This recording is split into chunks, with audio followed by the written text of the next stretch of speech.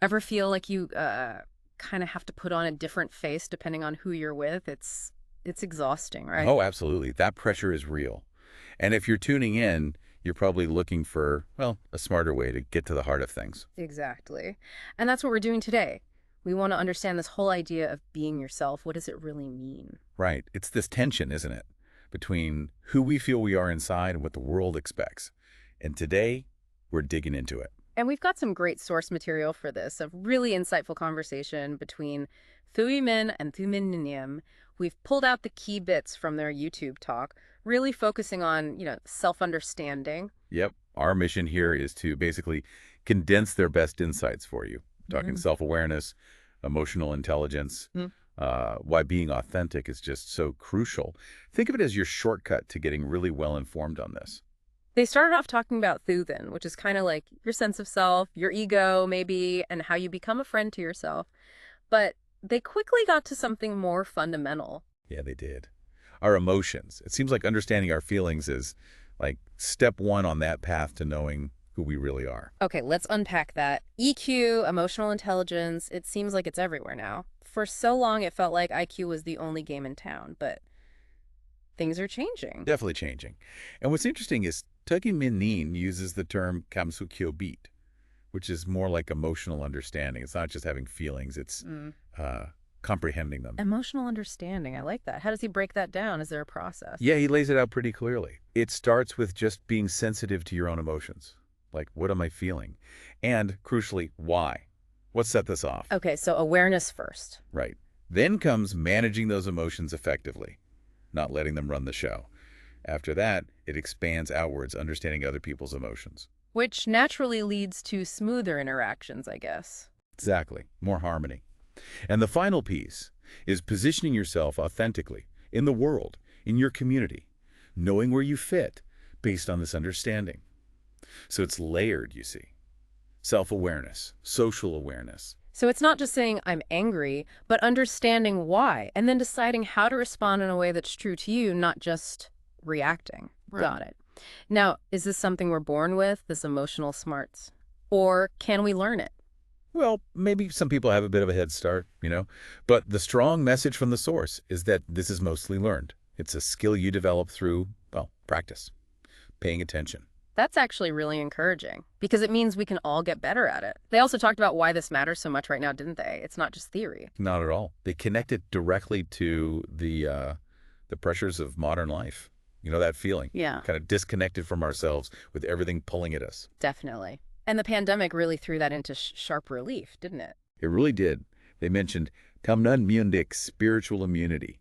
It's like how much inner strength you had really determined how you coped. Psychological resilience, yeah. Precisely. People with more self-awareness, a stronger inner core, they generally navigated it better. It just highlighted this huge need for inner peace, for knowing who you are beyond your job title or your roles.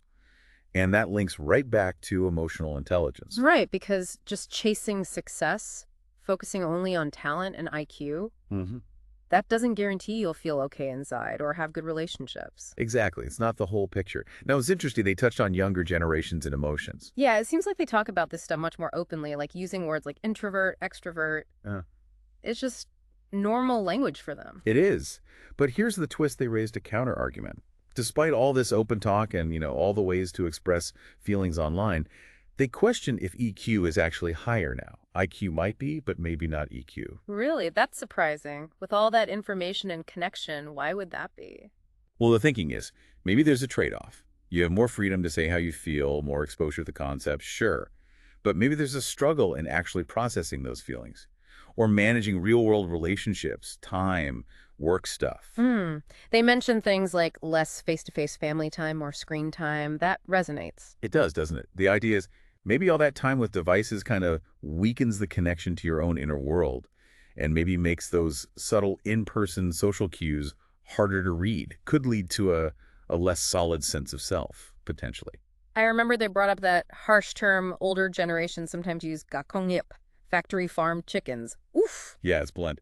But it points to this criticism, right? That maybe young people are tech savvy, but lack some core life skills, that deeper emotional grounding. They contrasted it with the past, where figuring yourself out meant more uh, direct engagement, less relying on digital It tools. calls like memes and emojis, they're so easy, right? Maybe they let us off the hook from actually finding the right words for complex feelings, a sort Yeah. of shortcut. That's kind of the idea. They use an analogy like readily available junk food. It might fill you up quickly, but maybe it diminishes your appreciation for, real food, the effort involved, the variety. Mm. Suggests maybe we're becoming a bit passive about our own emotional lives. Which brings us right back to the core question.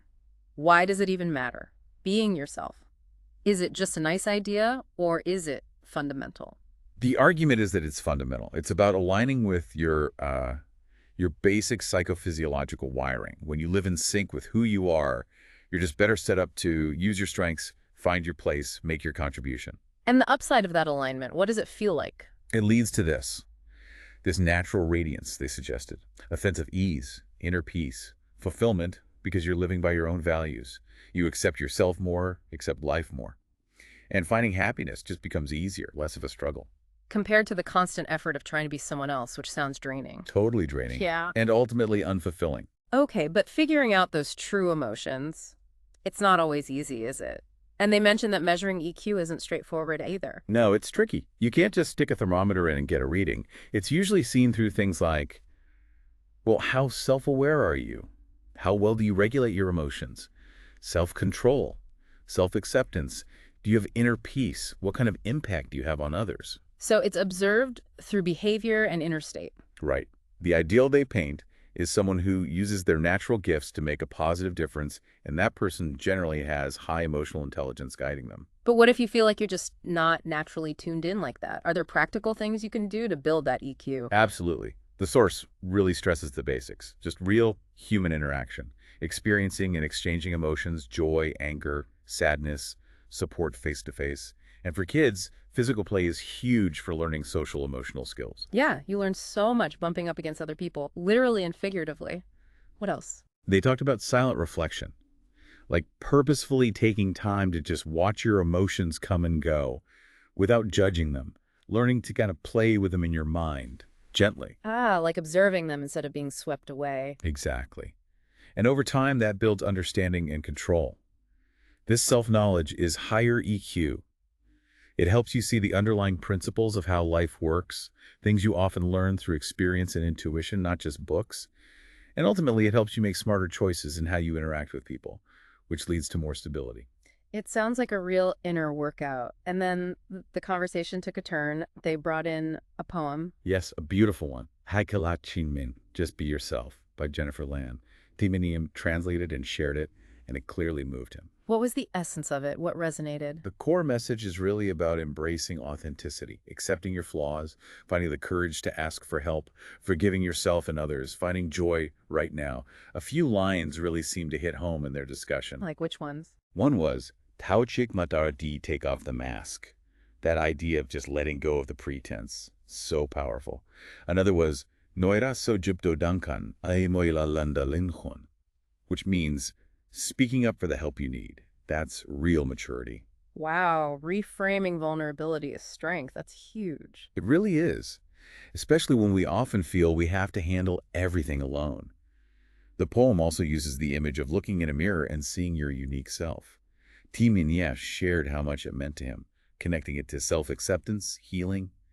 Even mentioned a short poem he wrote for someone struggling, emphasizing self-compassion. That mirror idea. Yeah. Maybe that's why it's hard. We need that external reflection sometimes to even see ourselves clearly. Could be. It speaks to that human need for validation, maybe. Mm. And it connects to another huge point they stressed, acceptance, especially for healing. Right, they had that analogy about the injured tiger. Yes, a tiger gets hurt, it knows it, it retreats, it licks its wounds. Simple. But us humans, we often struggle even admit we're hurting psychologically. We deny it, we push through. We put the mask back on. Exactly. So just admitting I need help, accepting the wound, that's the crucial first step. Overcoming that denial, that's essential for healing and for actually being yourself. So acceptance is key. Now, what about those external reflections today, like role models, especially for younger people online? Yeah, they touched on that. And interestingly, how for some young people, that reflection goes way back, even to ancestors. Some find grounding in traditions, like ancestor veneration, as a way to connect to their identity. That's fascinating. In our very modern world, looking back like that, does it suggest maybe A lack of self-reliance? Or just seeking deeper roots? Good question. It could be either or both. Maybe if that inner connection isn't strong, you naturally look outwards or backwards for that sense of who you are. So emotions are obviously a big part of this, but are they the whole story of being yourself? No, the source is clear on that. EQ is vital, but you are more than just your emotions. Scientifically, emotions are like signals, right? Psychological responses telling you what you like, don't like, what needs attention inside. They give you data about your inner state. So you need to understand that inner world thoughts, feelings, just like you need to understand stuff externally. Precisely. Many wisdom traditions say our inner world basically creates our experience of happiness or suffering. And science is catching up, recognizing how much emotions shape everything.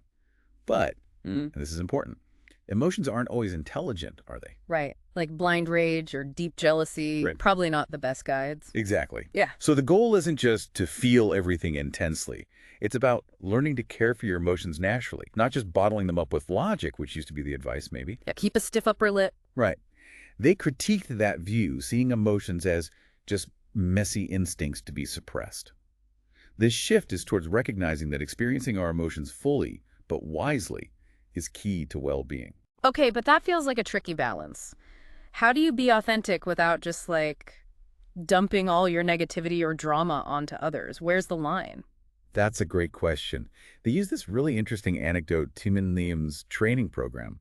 They kind of remove the usual external props for ego, the things people lean on for validation. And what happened? Well, people's core stuff came up, often the difficult bits, the flaws, things maybe they usually kept hidden. Yikes. Sounds intense. It probably was. But the approach wasn't to shame or fix it immediately. It was more about bringing mindful awareness to it. The whole group observed these things emerging, but without judgment. He called it learning to play with unruly puppies. I like that. Engaging with the messy bits gently. Exactly. And the idea is, through that kind of gentle engagement, you actually gain mastery. Your emotions become more naturally expressed, you accept yourself more, you get more confident, and then positive qualities, hidden talents, they start to emerge too. So embracing the unruly puppies actually unlocks potential. That's the concept. It connects back to that tension Tuiman mentioned, just sitting comfortably versus presenting a more proper image. There's often a perceived risk in just being yourself. Totally. From nasty online comments to bigger life consequences. Right. So they said you need both thongmin, intelligence, especially emotional, and bunlin, courage, resilience. You need the smarts to navigate situations, but also the guts to stay true to yourself, even when it's hard. Finding that balance between authenticity and, well, fitting in enough to function. Yeah. Taimanian shared his own experience with that, being a public figure. He accepts certain risks, but stays grounded in his values. It's about knowing the potential costs and playing your hand wisely. And this isn't just about us being ourselves, right? We live with other people trying to do the same thing, maybe at totally different stages of understanding. How does that work? Shared values become really important in a community. Things like honesty, compassion, seeking harmony. But alongside that, you need deep respect for everyone's uniqueness. He talked about his own community, how they value different perspectives, learn from each other's insights, seeing the common ground beneath the differences. That sounds like good leadership, actually. Fostering harmony by accepting diversity. It really does. But it can get tricky, especially with generational gaps. Different views on big things like identity. That can make it hard for someone, especially a younger person, to be authentic within their own family. So what's the advice there? Mutual support and understanding. Maybe the younger person needs to gently help their parents see who they really are, reassuring them that being different doesn't mean less love or respect. Finding ways to honor family ties without becoming a clone. But what about bigger breaks? People who make huge life changes, moving continents, leaving everything behind to find themselves. That taking off the mask can be seriously disruptive. Absolutely. It takes immense effort, and it can cause upheaval. The question they raised was, can you really prioritize yourself and manage everyone else's feelings perfectly during those times? And what was the takeaway on that? Kaisiman was quite direct, sharing his own path. Sometimes, he said, you have to choose yourself. For your own healing, your own survival, your growth, it might mean distance, even losing relationships, sadly. But living authentically, following that inner call, is ultimately the path to freedom and fulfillment. Choosing yourself, even when it's incredibly hard. Yes. He framed freedom and love as basic needs, and freedom to be yourself as the ultimate expression of potential. He even acknowledged our listener's situation, the difficulty with her mother, validating that struggle but holding out hope. So the message is prioritize yourself, even with the risks, because that's where genuine strength and joy lie. That seems to be the core message. Trusting yourself unlocks that innate resilience, living genuinely, moment to moment, without pretense. That's where profound authenticity is found. It really does sound like a lifelong journey, doesn't it? Absolutely. It never really stops. Okay, so as we wrap up this deep dive, let's bring it home for everyone listening. What are the key practices? If someone wants to start this journey or go deeper, what can they do? It really boils down to two main things from the discussion: observation and acceptance. Start by setting aside some time Yeah. regularly just to check in with yourself, Yeah. honestly. Like a mental check-in. Yeah.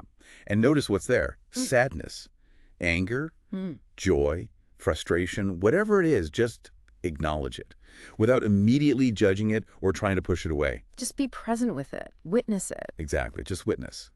That simple act starts to break the habit of suppression. And remember, being authentic with yourself is the most important thing, even if you sometimes have to wear a mask out in the world. Then comes acceptance.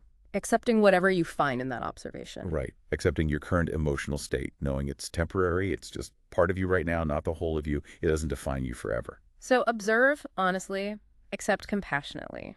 That's it. That self-honesty and self-acceptance, that's the foundation. That's where the path towards real happiness and your most authentic self begins. Observe and accept. Powerful takeaways. Thank you so much for unpacking all of that with us. My pleasure. It's important stuff. It really is. Thanks everyone for joining this deep dive. We hope it gave you food for thought on your own journey. We'll catch you next time for more explorations.